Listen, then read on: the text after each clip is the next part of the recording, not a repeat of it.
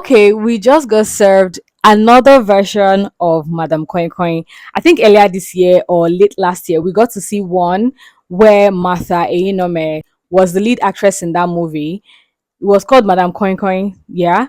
And now we're getting another version or another movie that talks about the story of Madame Coin Coin and how she disturbs like dormitories in secondary school in the olden days, as far back as the 80s and the 90s. I didn't think much of it when I saw the trailer for this particular movie, but a lot of people were like, okay, why are we having another version of Madame Coin Coin? They did one the other time. Why are they doing another one? Someone even said, were they not satisfied with the version that we had before, like the one before this one? But yeah, that was just like opinions on the streets. But let's talk about the movie now. Let's talk about the things I liked about the movie, what I didn't like about the movie, the performances, the story, everything that needs to be talked about. In case you're a returning subscriber, welcome back to the channel. I love that you keep on coming back here to say and see what I'm up to on this space. I hope you find today's video interesting. I hope you comment, I hope you like, I hope you subscribe if you're yet to subscribe. And in case you're just hearing my voice in my face, welcome. I really do hope you stay. I am Ronke. I review movies, talk about web series and TV shows. Yes, consider subscribing to the channel and like this video. It really helps a lot. It tells YouTube that, oh, I liked this video. I think you should tell another person about this video on YouTube. Yeah. Movie Miss Coin follows the aftermath of the decision of a promising student who will go at any cost to bring our dreams to life. Characters and their performances. We had Amara, character played by Temi Otedola. When I saw her face, I'm like, oh, very interesting. I think the last movie I saw her in was it Citation? I think there was there was one after Citation, but I really cannot remember right now. So it was really good to see her face. It was refreshing. Yeah, I was looking forward to seeing her in the movie when I saw the trailer. So she played the character of Amara, this promising young student who has a dream of going to Harvard to further her education after secondary school, but something seemed to be getting in the way, which is her French results. She had a French mock test and she had a C, and she needs an A to get into Harvard. And so she decided to get her friends together to do this thing for her, which led to the threat of so many people. I think her character was believable, delivered her lines well. I think her performance was very much commendable. I think she performed better than she had ever performed on screen. And that's not to say she hasn't performed well in like her previous movie, but you could tell that there's been growth in her career when it comes to acting, and it was very visible. So I really liked that. I liked that she delivered her lines well, the way she carried herself, the way she worked. Her character was written to be the child of like a rich man who wants what she wants at all costs. And so we saw her making silly decisions, selfish decisions, and just making sure that things go our way, right? So got to see a side of her which was selfish. And even the character was written to be one who, was determined, who had integrity. Well, I wouldn't say integrity, but someone who had vision and a mission, who had goals and was going to pursue them, a promising student. We're able to also see the side of another side of her character, in the sense that she was selfish and she was going to do whatever she needed to do in order to get whatever she wanted. Had Miss Coin, played by Dede Michelle, and I think she did a superb job. She was so enjoyable to see. It was so enjoyable to watch her on my screen. I think she carried herself well. The way she spoke French, her outfits were a hit. I loved how she carried herself, how she spoke. Our relationship or our friendship with Mr. Mustafa too was very interesting to see. And yeah, I liked how she was able to deliver emotions well, when she was uncomfortable, when she was loving, when she was angry. And within the few scenes that we saw her in, we were able to see her show different sides of emotions. And I really like to see that in like a character, where we get to see where they're happy, where they're sad, where they're uncomfortable, where they are pissed and all that. And I like that we got that with Michelle Dede's character, Miss Coin. We also had Finn, played by Kanaga Jr. It was, rich man kid. He was spoiled. He was ill-mannered. He was disrespectful. And I think he did a good job delivering his character. Also, actually, so my character was played by Tolu George. I liked her character. I mean, she played the character of this young girl who cherished her friendship with certain people and would most likely do anything to keep that friendship. I mean, she was able to stand her ground and say her thing, say her mind, and pass her message across. But at the same time, it was very easy for her to be convinced to do certain things. And she was able to convey her emotions well. She was able to convey her lines well. And I think she did a good job playing the character of a young student who would want her friend back. We had Mr. Mustafa. His character was played by Adedamola, Adedoyin. And I have to say, he did a wonderful job playing Mr. Mustafa. The way he spoke Hausa, oh my goodness, it was so convincing. I actually thought it was an Hausa man. Well, I take that back. I know he's not an Hausa man, but for someone watching for the first time, you would think he's an Hausa man, like aside from him playing the character, right? The way he carried himself, I liked his little afro. I liked how he was so gentlemanly with Miss Kanyin, and even his relationship with the students. He wasn't passing his boundary. He wasn't all up in their business, and he was able to set them straight when they needed to be dealt with, right? So I really liked his character as well. We had Kalu, Ikeagwu, who played character of the principal and also the father to Chisom. I mean, to an extent, we're able to see him have like a cordial and good relationship with his daughter Chisom, and I think that was very interesting to see on screen as well. Those were the main characters in this film, and we had supporting characters, people that played the character of Amara's friends, Chisom friends, the students, and whatnot. Now, down to the things I liked about this movie, I loved the color grading and the visuals of this film. I was in love with it. It was so pleasing to the eyes. Like I didn't want to get my eyes off the screen that I'm doing something and listening. I just wanted to be fixated on my screen. That was how good the color grading of this film was. I liked the cinematography. You see that shot where the school were having like their opening day, where we had the parents come visit and they were eating. The shots before we had a close in into like the parents and the activities going on in that, that open space. I really loved it. Even the shot of the pool, the cinematography was fantastic. That's one thing I find very interesting in movies and I always look forward to, and it delivered. The set pieces too, they were so intentional. I liked their attention to detail. Although they didn't tell us what time or what year or what era this movie was set in, because it's Madame Coin's story, and because of the set design and the look and their feet and their the things that were happening, I just assume it was probably in the 80s or the 90s.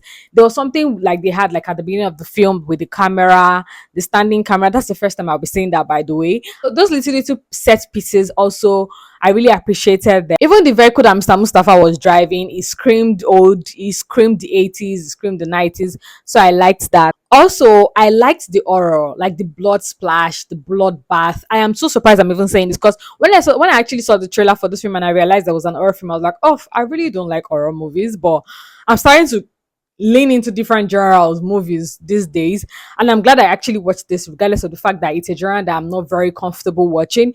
But like the horror in this film was so good, it was so well done. Like the scenes where you see the students fall off and hit their head on the the toilet seat, or where the other student was struggling in the water, or the accident scene, or where like they're aliving somebody. It was crazy. It was so well done. I found myself screaming, not really screaming, but like I found myself exclaiming every now and then. That's just a testament to how well done those things were. It wasn't so much, it wasn't too much, but it was so realistic and believable at the same time. So I wouldn't fail to mention that the performances from most of the characters, if not all of them, I mean, most of the main characters were impeccable. Amara was so believable. Like I said, I liked how she carried herself. She gave me that aura of that student that acts like they don't know what they are doing, so innocent, but like when push comes to shove, they will actually show that very deadly and evil side of them. Also, I have to talk about the music. The choice of song for this movie too was commendable. I liked that even the sound and the music kind of helped set the tone for each different scenes and for what's to come. And there was one scene where I can't even recollect where exactly, but there was a particular scene. It was like an English modern song. I was like, oh, that sounds really good. Like I actually liked it. I don't know what the song, I don't know the song or whatever, but like I liked the sound, I liked what I was hearing, and I liked how it set the tone and set the pace for the movie or for the scene. Lastly, I also like that the story wasn't predictable. Of course, we know it's Madame Coin. Someone was gonna do something silly, something stupid to provoke a spirit that has been laid to rest in the past, and then it will come hunting and fetching for blood and whatnot. Of course, we're expecting that, but regardless, I liked how we couldn't really tell what was going to bring about the rebirth of Madame Coin or going to rejuvenate the spirit that has been laid to rest. So I liked that we really didn't know how it was going to happen, but it happened and it was still enjoyable. I just the events that unfolded, I like that we weren't really able to say. Even the main villain of this movie, the person that brought about the idea that caused a lot of chaos and havoc, you wouldn't really predict, you wouldn't be able to predict that this will be the person. I mean, aside from the fact that the focus or the spotlight had already been on this person from the beginning of the movie, you wouldn't expect the person to be the villain. You might expect that the person will be the victim. But yeah, that's just to say that I liked that the story wasn't very predictable, regardless of the fact that I was telling a story that has already been told in the past. One of the things I didn't like about this movie, the slangs that were used in this movie were, it had this um distracting or disappointing. I don't know. But like the slangs like bitch and some other words, I'm just like, were they using those words those days? I'm not quite sure. I mean, some of their conversations, the way they acted, their mannerisms, their slangs, it just felt a bit modern for me, considering the fact that this movie was set in like the 80s or the 90s, although it wasn't specified. I also thought it was very silly of Amara to do away with the question papers after everything they had to go through to get it. I get that, oh, the death of her friend was so heartbreaking and all of those things, but I think that would have even gingered her more to say, okay, I'm not going to let her death be for anything or be for nothing. I don't know if it's just me or any other person felt that way. If you remember the movie Ijogbon, where these children went through hell to get the diamonds and eventually someone threw the entire thing into the water, even though everybody was of the opinion that, oh, that was the best thing that they could have done, in the sense that if they didn't do that, problems would have kept coming up and all of those things. I still felt like, oh my God, they did all of that for what? So when she made away with the question papers, I was like, are you kidding me? You are such a sport brat.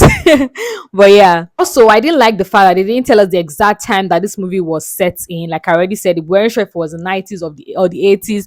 So we just had to come up with something. Okay, these set pieces are looking like the 90s. This head is looking like the 80s. Okay, it's probably between the late 80s and the early 90s or whatnot. I wish they had specified more. Lastly, the decisions of some of the characters were quite questionable, but at the same time, I wouldn't say it actually took away from the film, because for movies like horror movie, characters need to take certain silly decisions in order for the actual horror to come to life, right? For example, when Chioma came back from town, when the Mr. Mustafa brought her back to her father, and her father was like, "Oh, where have you been?" Blah blah blah blah blah, and she's trying to explain, like, if daughter has been away for long, she's with a teacher, she's with a stranger that you probably haven't seen before, and they said they were out of town, and there's been a lot of unaliving of people in the school. Why didn't he stop to actually hear what she had to say? Because all these people were not supposed to be here. There must have been something that brought them together, and there must be there must be a reason why they went out of town and now they are back to you, and she's saying she has something to say to you and blah blah blah blah blah. So I feel like in a more realistic setting, the father could have stopped even for a minute to listen to what she had to say. Also, Fane peeing on Miss Kain's bed was so annoying, was so unbelievable. Like, you people are trying to sneak into this woman's place to get question papers, you're trying to leave unnoticed, you're trying to make sure you don't leave traces behind, and you're going ahead to pee on her bed and slam her pictures away, break her pictures, and you're saying if you can't get the papers you get revenge. Of course she's gonna know you were the ones that you were the one that came into her room if they didn't get caught that night. So I just felt like it was a very irrational decision of Finn. Lastly, Kanyin and Mustafa's date ending abruptly. I get that, oh, he had some faults, which is very cool, but I was like, was that enough reason for them to just cancel their dates and go back home? Do you understand? Like, I feel like even if they couldn't make it to the exact place they were going, if the date was so important, they could have gone somewhere else, or even just sat in the car, had a conversation that would have made them spend more time outside. But what are the chances that the night where these kids are inside trying to get question papers is the same night where they had to go on a date, and then the car starts making issues, and then they had to go back home, and everything happened in the space of like 15 to 20, 30 minutes. But yeah, like I already said, some things needed to happen the way they happened for, the whole horror film to come to life. But yeah, those are my take about the movie. Lastly, I'm going to talk about how I liked that there were some theme in this movie that I really enjoyed watching. I'm talking about friendship between the group, the young students, especially between Kanyin, especially between Amara and Chisom. Also, I like that they talked about family, relationship between the kids and the family. We saw that with Chisom and her father, the principal, and also with love. We saw that between Madam Coin and Mr. Mustafa.